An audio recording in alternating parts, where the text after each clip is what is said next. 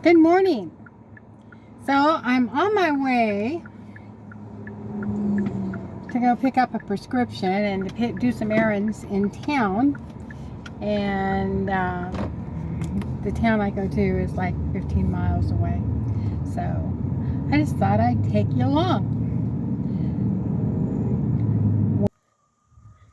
So I need to let the puppies out. I lock them up at night just so Azzy can be out here.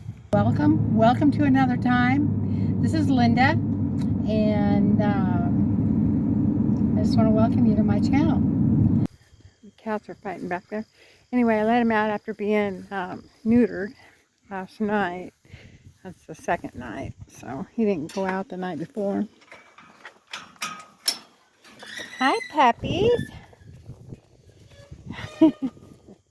So I took Azzy this morning. There he is right there. He's shocked. To load him up this morning in the truck and take him to be neutered. I'm quite sure how he was going to react because he's always been out on the farm and out away. Only ones he's ever been around are family, and that's about it. So, but he was scared. So I'm going to start trying to take him to the park once a week. What, Mama? I'm going to start taking him to the park once a week and see how that goes, because spring. Took him in early this morning. He doesn't ride in a vehicle very well. I think the last time he went anywhere for very long was when he was less than a year old. Now he's going on 6. But anyway, so I took him to, had to load him up this morning in the middle of a thunderstorm, and he's scared to death of the truck. He's scared to death of thunder and lightning. And I found once I got to the vet, he was scared to death of people. Gotta go pick up a prescription, like I said, and then I've got to run to Walmart and just do a couple of errands. And not doing much today. It's been a wet, soggy day yesterday, and so everything is wet and soggy today. So we have a storm moving in. Well, I think it's going to miss us, but it may hit us. Sure is making for a pretty sunset out there, though. Look at that red sky. Hi, baby.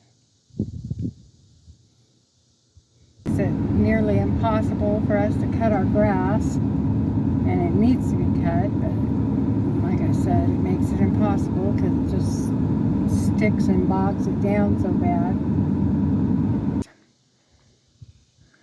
He needs to socialize more. Now, he wasn't aggressive at all, which I was thankful for. Being a big dog, it's always kind of scary and not knowing how they're going to react, but he was timid and shy and wanted to cower. Now it made me sad, so I don't want our guard dog cowering. I don't want him, I want him to be able to recognize who he can trust and who he can't. And I know he does to some degree, but anyway. So that's the case with Azzy. He's spending the night in the house tonight.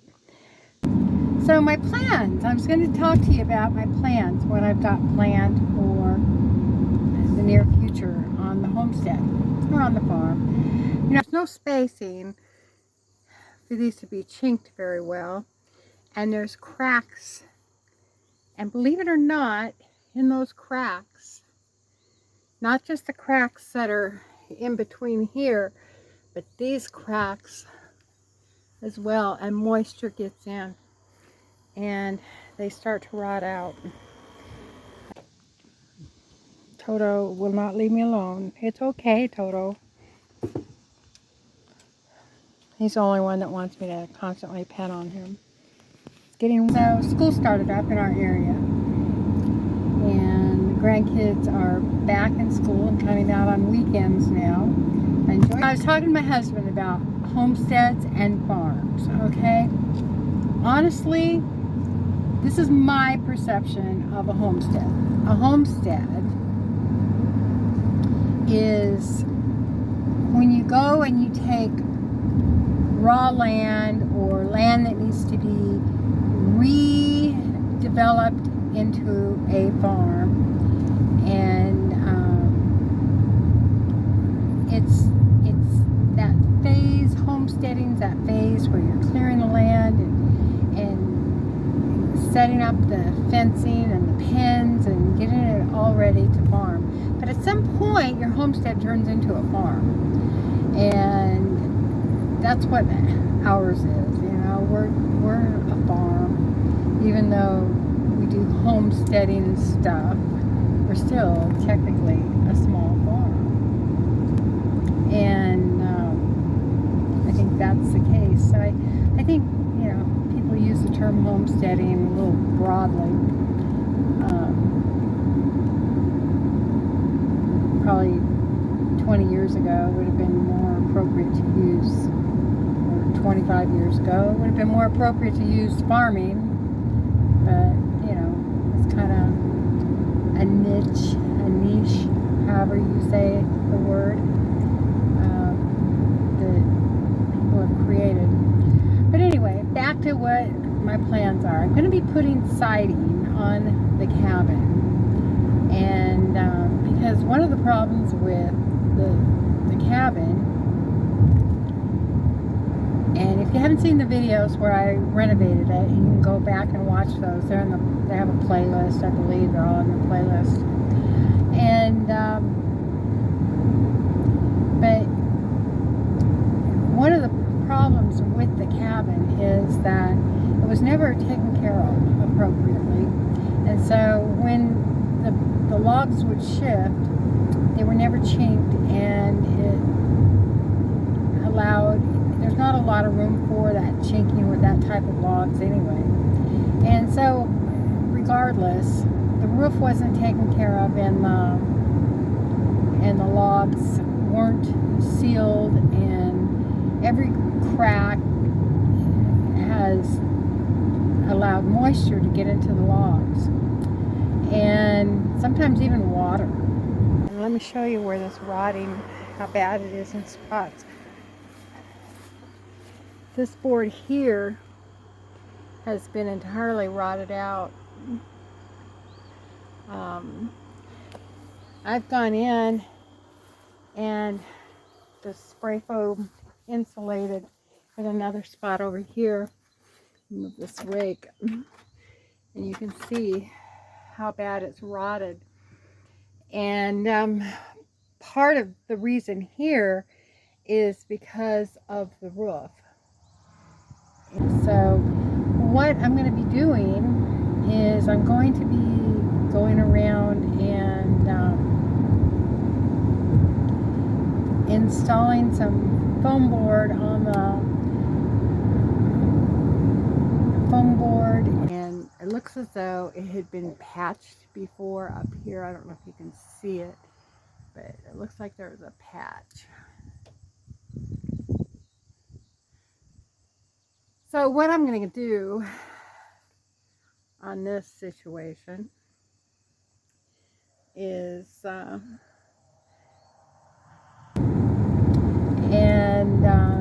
tape it all off so it's all sealed good, and then I'm going to put either smart siding or T111 up on it. And yes, it'll change the appearance, but it'll keep out the moisture, and it'll help the logs to last a bit longer. You know, I've gone through and I caulked and painted all of it last year, trying to keep moisture out, because sometimes in spots inside the cabin, the water would just run down the wall. Well, I stopped that from happening, but there are spots where you can see that it still has issues in the cabin. And so what I'm going to do is is put foam siding up. Like I said, our plans are to eventually tear it down, but the longer we can keep it, the better. And so far, you know, I've put like, I don't know, a month of work into it. Put a new roof on. The roof is in bad shape as well. Let me see if I can get back here and show you up here.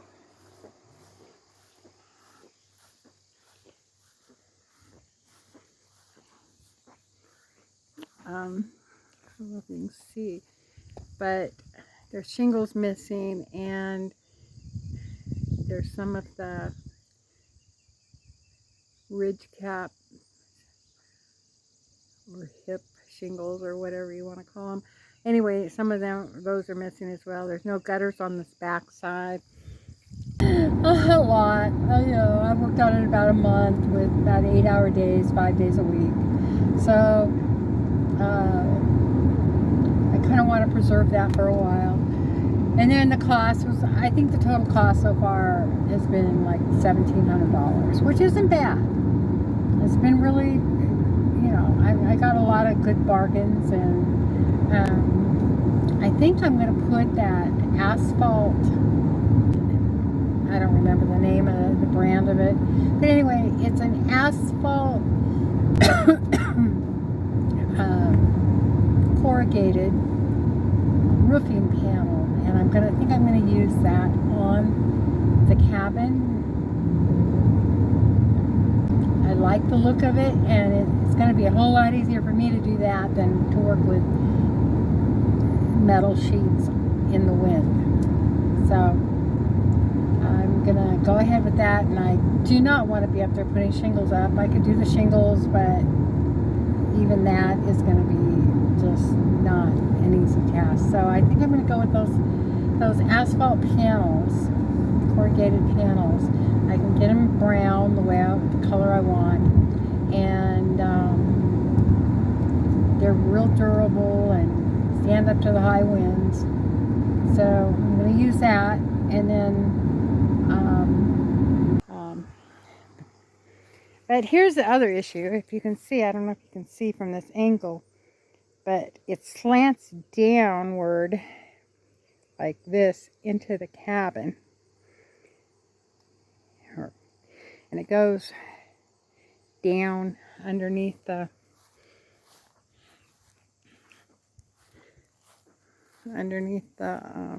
cabin and causes the cinder blocks to shift, causing the cabin to shift. So I'm going to go ahead and do some kind of a French drain. Then I've got to do some drainage in the front of the cabin, because it's not just a issue with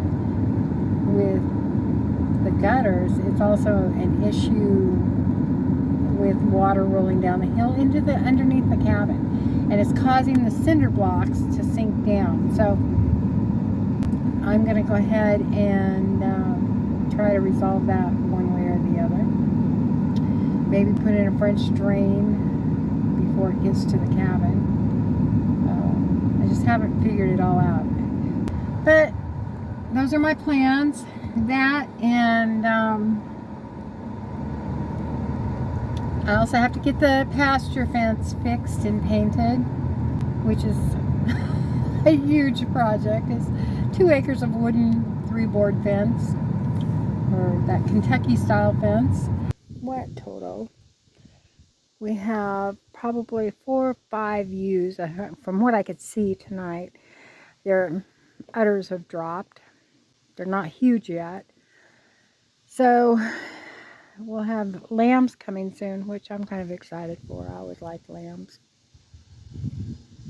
But yeah, that's what's going on this evening. And then I need to fix one of the paddocks so that I can move some of the pregnant ewes into it, and put a couple of the Livestock Guardian dog puppies. So, you just are so cute. How you're gonna stop and pee? That's Louie. That's Linda Lou. And that is Ricky. Our plans are not to keep him, but I wanted to name him, and because I don't want to keep calling him Puppy, I haven't been able to find a home for him yet. Every time I think I have one, it falls through. There's a rooster, Mr. King. Hi, Mr. King. How you doing? Hi, little duck.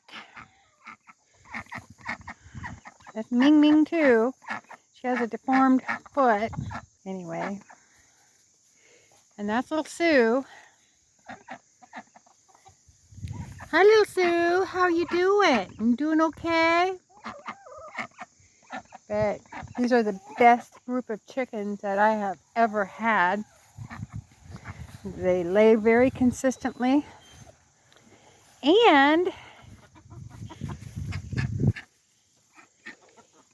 they're really so it's going to be a busy fall, end of summer, fall, and I've just been kind of waiting for cooler weather. I can't go up on the roof in the heat or I just pass out. I am 66, so it makes it hard, but I'm thankful I can go on the roof. I just can't go on the roof in this heat, and we're going to have a week of really bad heat. Now, I may work on the siding if I get an opportunity, because I can just step inside when I get too hot. No, no, no, no, no, no, no. No. Oh, wow. Here comes a wind. Maybe it is going to storm here. I don't see any lightning. Heated. And part of it I can work in the shade, so I can catch the shade during the day. But we'll just have to see. It's supposed to be 100 degrees. And in Kentucky, 100 degrees with humidity is probably going to be 108 or 110 or who knows what. But it is what it is. I'm just thankful I can do the work. So, yep. And I just give God the glory, because I know that I wouldn't be able to do any of it without Him. Well, I'll just go in. I'll pick you up in the morning.